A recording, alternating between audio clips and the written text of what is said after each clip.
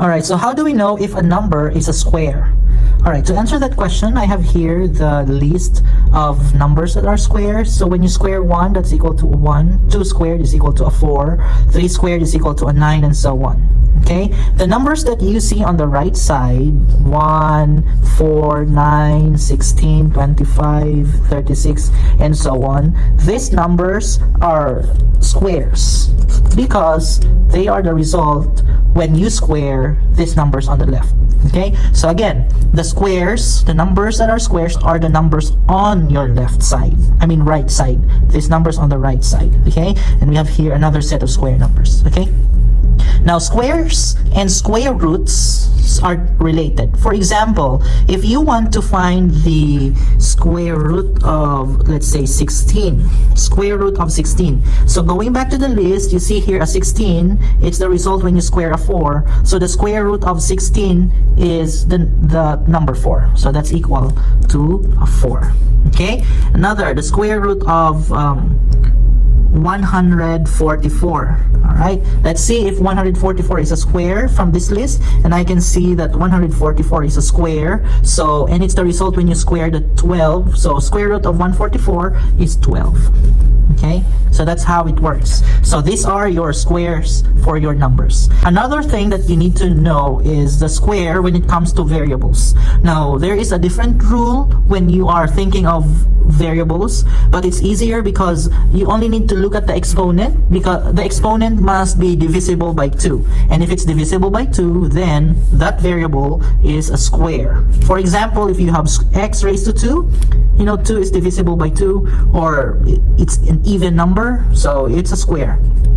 Y to the 4th power, because 4 is even, 4 divided by 2, so it's also a square, and also a to the 10th power. Okay, so these are your squares. All you have to do is to check the exponent, and it must be divisible by 2. Now, talking about square root, for example, if you take the square root of y to the 4th power, the square root of y to the 4th power, when it comes to variable, all you have to do is to divide the exponent by 2. So the square root of y4 is simply y to the 2nd power. Okay, because 4 divided by 2 is 2. Remember, this is only for variables. If you get the square root of a to the power of 10, the square root, so we just need to divide the exponent 10, which is 5, so the answer here is a to the 5, to the 5th power. So that's how it works when it's a variable, and this is for numbers.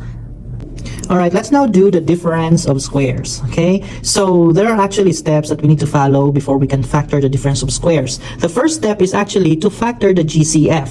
Okay, the GCF, just like how we did before, factoring the GCF. Now, if your GCF is 1, just don't factor it anymore. Never mind the GCF. Now, for the problems that I will give in this video, I will only include those with GCF equals to 1. Okay, so that's for the first step. And then the second step is to make sure that the problem given is the so-called difference of squares. You need to recognize if it's a difference of squares, because if not, then you cannot follow how a difference of squares is factored. Okay, so for example, let's look at the first problem here. We have here 49b squared minus 25. So first, the name says it's a difference, so I must see a subtraction problem. So as you can see here, there's a minus, so that means it's difference. So check for this. And then the next is squares. I should have squares. Now 49 and 25 is a square. If you go back to the list, 49 is here and then 25. So they are squares. And then for the variable b, because the exponent is even, then it's also a square. Okay, so therefore this problem is really a difference of squares. Now because it's a difference of squares, you can factor it, and this is how you factor it. So you just make two parentheses, two groups, and then we just take the square root of the first number here, and then the square root of the second number. Okay, what's the square root of 49? That's 7. And then the b squared is, because it has the b squared, it's just b. So the square root of 49b squared is 7b. So I will write here 7b for the two groups, 7b. Okay, the square root of 25 is 5, right? The square root of 25 is 5, so I will put here 5 and then 5, and then just make the first group a plus and then the second group is a minus. Okay, so that's the shortcut on how to factor if you have a difference of squares. So that's already the factor.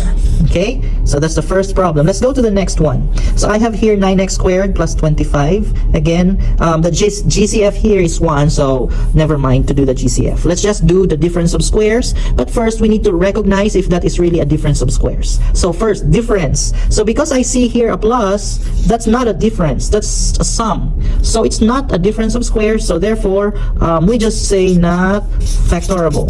Okay, we cannot factor it following the difference of squares because it's not a difference in the first place. Okay, so that's how you do it. And then the third problem here, we have 100x cubed minus 10. So check again, the GCF here is 1. We now check if this is a difference of squares. First, it's a difference because I see a minus here, so that's check. And then next I have to see if I have squares. 100 is a square. However, x cubed is not a square because the exponent is not divisible by 2. So this is not a square. And then the 10 is also not a square. It's not on the list on the right side. It's not there. So 10 is not a square, and then x cubed is also not a square. Though I have a difference, but because these two are not square, so we just say not factorable. Okay. All right, let's have another example. We have here 121r squared minus 4. We will factor the GCF. Well, the GCF here is 1. I already said that. We will now check if this is a difference of squares. Again, it's important that you need to check if it's difference of squares. Okay. Now, let's look at here. I have here a minus, so it's a difference.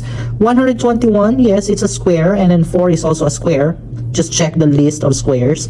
Then r squared is also a square. So therefore, this is difference of squares, so I can factor it this way. So just put 2 parentheses here for 2 groups, and then we just take the square root of the numbers here. So the square root of 121, if you check the list, it's 11 because it has r squared, so it should be 11r. So I have 11r, and then just double it. 11r. Then the square root of 4 is 2, so I have here a 2 and a 2. And then just do a plus for the first group and then a minus for the second group. Okay, so this is now the factored form. Okay, the next problem we have here, x to the 10th power minus y to the 6th power. These are variables. Remember the rule for variable: for it to become a square, you just need to have an exponent that is an even number. Okay, so the different this is not, I see that there's a subtraction here, so it's a difference. And then x10, because 10 is divisible by 2 or even number, then this is a square. Y6 also a square, so I have here a difference of squares, so therefore I can factor it this way. Okay, so the parentheses, and then just get the square root of the things there. Okay, the square root of x10, remember for variables you just need to divide that exponent by 2, so that's actually x raised to 5, and then y6 is y3, so that's plus y3. All right, then it should be the same, but this time with a minus y3. So this is now your factored form. So that's how difference of squares worked.